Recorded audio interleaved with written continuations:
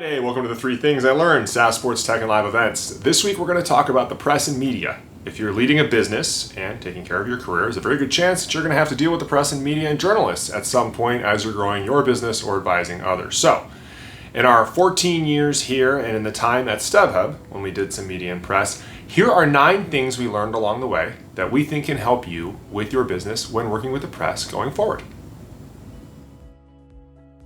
1. Be as helpful to them as possible. I know that sounds obvious, but when a company is new and it's starting up, they're very excited. They want to get as much coverage as possible because it seems like all press is good press, and that's true. However, if you're helpful, if you introduce them to other people who can help their story be better, and even, gasp, give up your spot for somebody that might give them a better soundbite or some better insight to what they're looking forward to, they're going to rely on you more in the future and get you that press that you're looking for. That's number 1.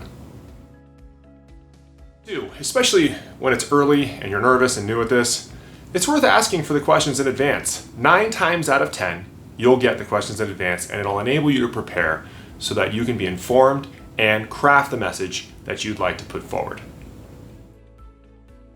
3, keep your expectations in line that you're getting 1 line, maybe 2, and if you're very, very lucky, 3 quotes. This story is usually not about you. It's their story. You're helping them. Too often when we talk to startup founders and we advise businesses, they talk to the press or media for 15 to 20 minutes, either on camera or on the phone, and then they're shocked that only 1 line got in. That's the expectation. So make sure when you're crafting your message that you have the lines that you believe will get used. That'll help you and help them. Number 4, an important one, I would write it down before you have this conversation. Do not babble. In the 48 Laws of Power, a book that we've referenced here before by Robert Greene, he talks about how when people are uncomfortable, they start to babble. When they start to babble, they start to say things that they don't want to say. Make sure that you stick to your notes, answer the question, and leave it at that. 5, no matter how much you want that press or that coverage or that media, never ever lie, never ever bend the truth, and never ever leave something out. If you're lucky, they'll find it before they put it in their story or their coverage. If you're unlucky, then they're going to put it out there, and they work very, very hard for their customers' trust. If they lose that, then they're going to lose you, and you're going to be on a blackball list. I know too many founders who that happened to.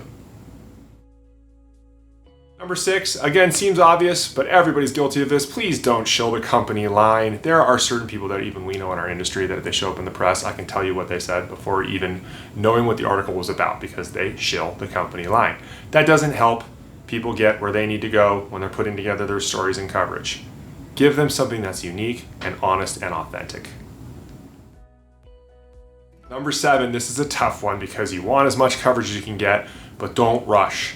Sometimes the timing doesn't add up. Sometimes they're on a deadline that you can't meet. Sometimes they need information back that you can't confirm on time. It's very difficult in those circumstances to ignore the impulse and to play the long game. I promise you it's the only way to go. You're gonna have to say no sometimes. Great.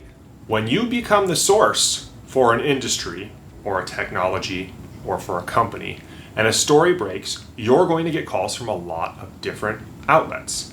If you are a source for one outlet, make sure that you respect that relationship and you disclose to anybody else that called that you have spoken to another media outlet about this before, and this was the line that you used, or these are the topics that you covered. That's number 8. And finally, number 9, if you're in a new relationship with a media member, everything you say is going to be public. Even if you say it's off the record, even if you don't name names, they're professionals. They're going to be able to go find a source that's going to uncover what you might have been kind of dancing around. I hope all of these tips are helpful. We made a lot of mistakes along the way, but we have great relationships with a number of media members now, and it gets us a lot of great coverage. So hopefully it'll do the same for you as you grow your career. That's it for this week's 3 Things. We'll see you next week.